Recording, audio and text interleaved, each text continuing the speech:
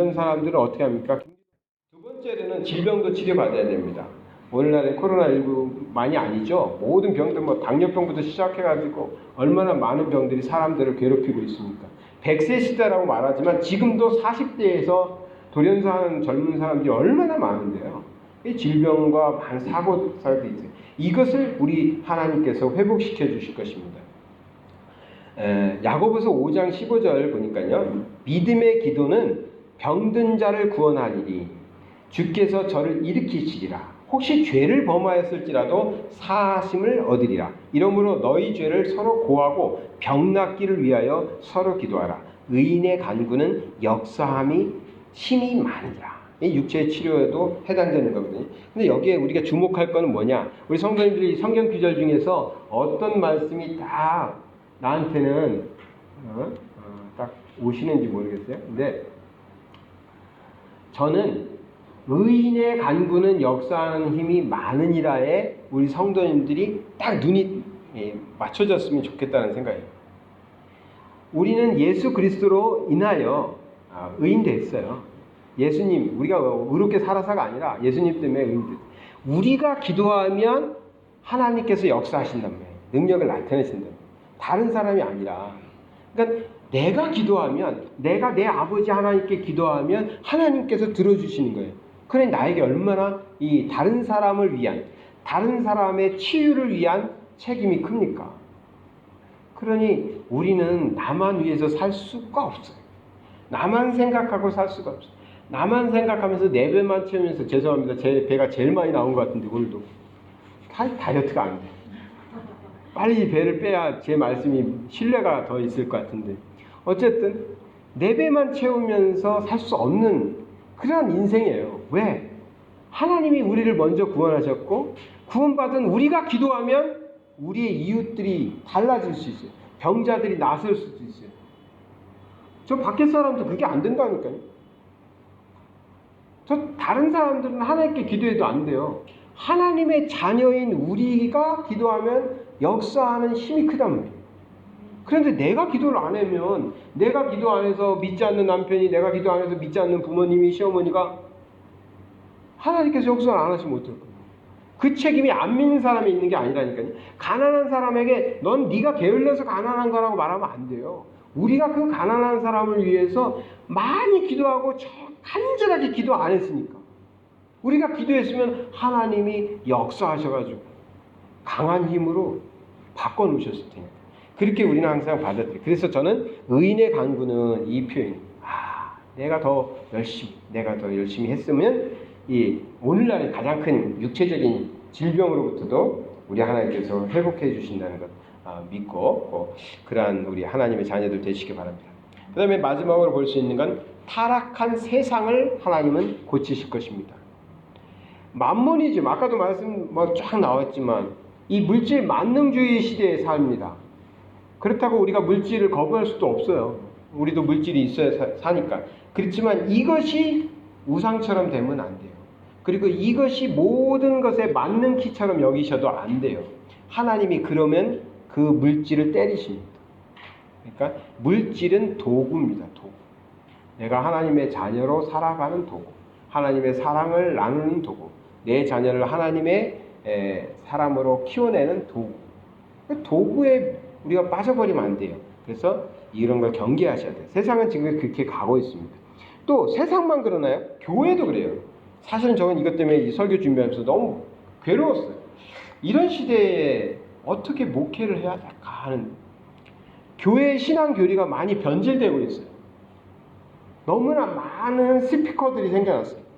예전에 그냥 교회면 그 교회 성도들과 그 목사님 이렇게 지냈어요. 만에 하나 그 목사님이 지금 이상한 소리를 해도 그 교회 안에서 끝나는 문제였어요. 근데 오늘날은 그렇지 않고, 너무나 기독교 신앙이 변질이 너무 많이 되어가고 있고, 너무나 많은 얘기들이 너무나 많은 사람들에게 너무 쉽게 전달되고 있어요. 그러다 보니까 기독교의 교리도 많이 달라지고 변질되고 있어요. 교회 안에도 물질주의가 얼마나 팽배합니까? 과할 정도로 우리 예한교회가 그런 것을 지금 다르게 가려고 하는 이유, 저렇게까지 굳이 해야 돼? 그렇게 보이실 수도 있어요. 그러니까 예배당을 인테리어를 해서 뭐 몇백만 원 들여서 돈 1,000만 원 들여서 예배당을 좀 다른 교회처럼 멋있게 예쁘게 깔끔하게 할 수도 있어요. 근데 그럴 수도 있어요. 그게 나쁘다는 것만은 아니에요. 근데 과할 정도로 굳이 저런 시트지나 사다가 10만 원도 안 들었지? 저렇게 더덕더덕 붙이고 일꾼도 안 시키고, 그게 지금 저는 메시지거든. 메시지. 꼭 이래야 된다는 건 아니에요. 그냥 너무나 교회들이 물질주의로 가고 너무나 비싼 그 앰프와 시설을 갖춰놓고 목사님들이 모이면 그걸 자랑하고 있으니까 저는 그냥 메시지를 던져보고 싶은 거죠. 과연 시트지로 붙여놓은 교회는 교회 기능을 못할까? 한번 던져보는 거예요. 왜? 너무 교회들이 물질주의로 가고 있어요. 또 교회들이 너무 이기적 사랑을 하고 있어요. 그래서 제가 우리도 그럴까봐 어저께 제가 새벽에 묵상했다니까 그 의미입니다. 사람들이 나를 막 이렇게 높여주고 하니까 그거 재밌네? 이거 목사님 해볼만 하네? 막 이런 생각이 들 수 있는 거예요. 이게 큰일 날 일이고요. 이기적 사랑이라는 것은 내 사람을 만들면 만들수록 커집니다. 우리라는 것을 자꾸 만들어내면 됩니다. 그러려면 우리를 만들기 위해서는 적이 있어야 돼요. 적. 쟤네는 저래. 우리는 그러지 말자. 막 이런 거. 이런 표현 하시면 안 돼요. 다른 교회는 저래. 우리 교회는 이러지 말자. 이러면 안 된다는 거예요. 그 우리라는 말이 굉장히 우리나라에서 좋은 말처럼 보이지만 굉장히 우리나라가 침략을 많이 받고 피해의식 속에서 나오는 거예요. 그러니까 그러다 보니까 교회도 너무 이기적으로 가는 거죠. 교회 안에서도 성도님들끼리 사랑하는 거 중요하지만 성도끼리만 사랑하는 건 죄입니다. 죄. 그러니까 우리가 자꾸 밖으로. 그래서요, 이번 설에 사실은 이제 코로나가 어떻게 될지 몰라서 계획을 세워놨는데 친구야 떡국 먹자라고 이제 제목을 붙여서 이제 우리 이웃들과 함께 잔치를 하려고 그랬어요. 근데 아무래도 제 예상이 빗나가길 바라지만 말레이시아가 그 확진자 수는 별로 이렇게 늘지 않아요. 근데 이제 금방 많이 늘 거라고 생각하는 이유가 그걸 자세히 보시면 확진자는 비슷한데요.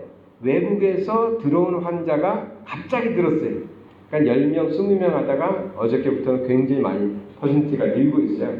그럼 외국에서 들어온 건 대부분 이제 오미크론이고 또 음노 갔다 왔잖아요. 사람들이 음노가 뭐냐면 이제 성지순례 그 갔다 온 사람들이 많이 걸렸어요. 그 사람들이 지금 이제 이쪽 사바에도 많고 말레이시아 전체에 많이 오미크론을 갖고 들어온 사람들이죠.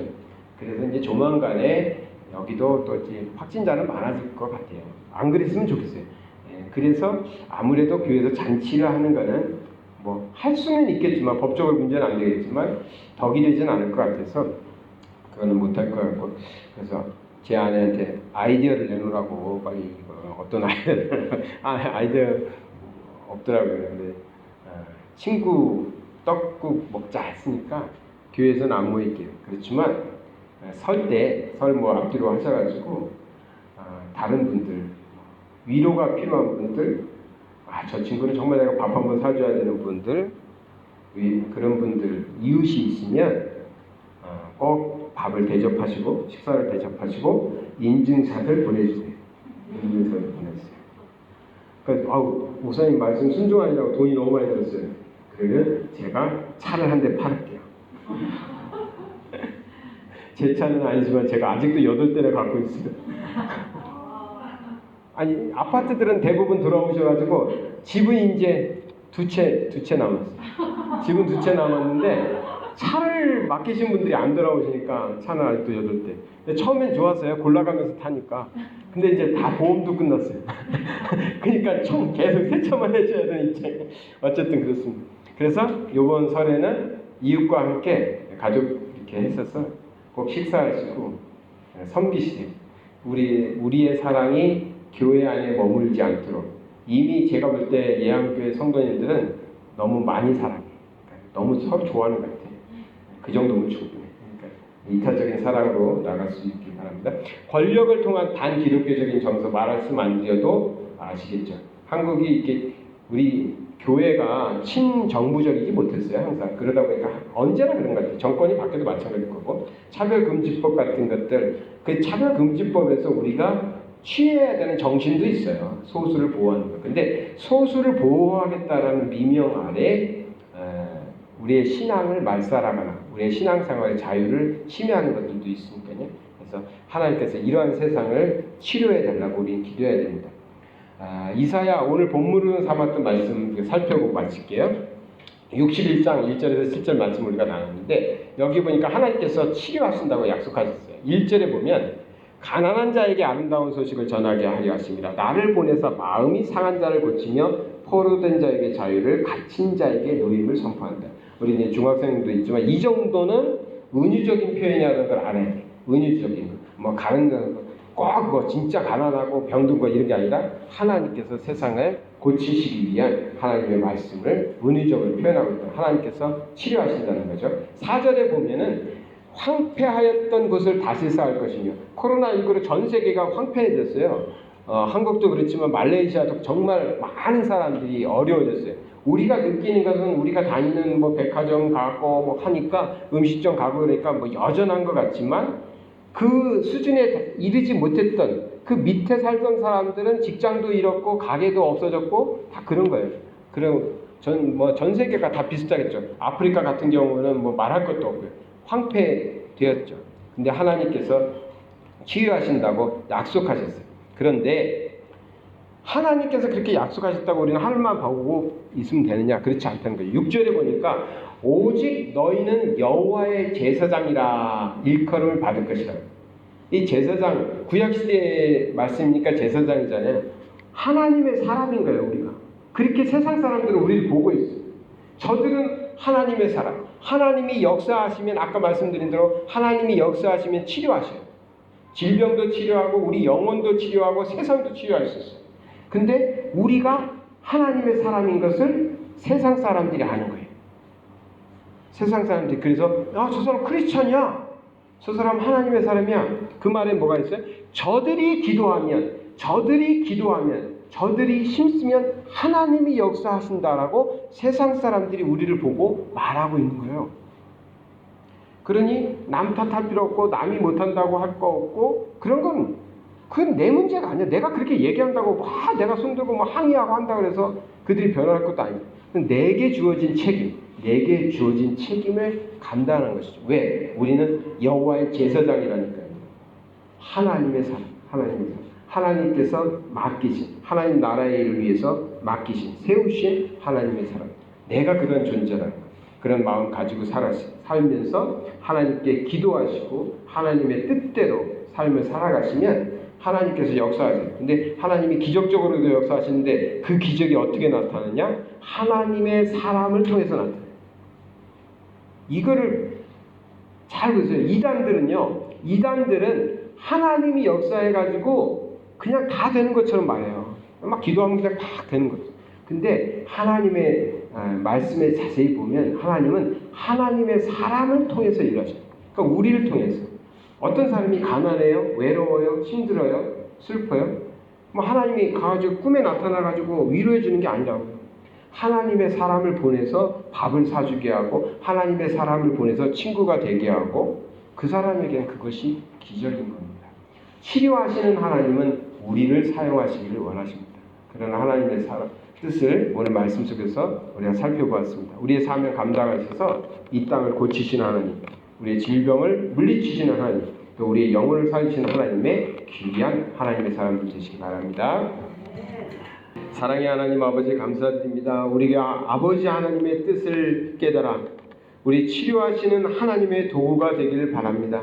우리 하나님 이 땅 고쳐주시고 우리 영혼을 새롭게 하여 주시옵시고 아버지 하나님 우리가 그 하나님의 귀하신 일에 하나님의 도구가 될 수 있도록 오늘도 세상으로 나아갈 때 성령님 함께하여 주시옵소서.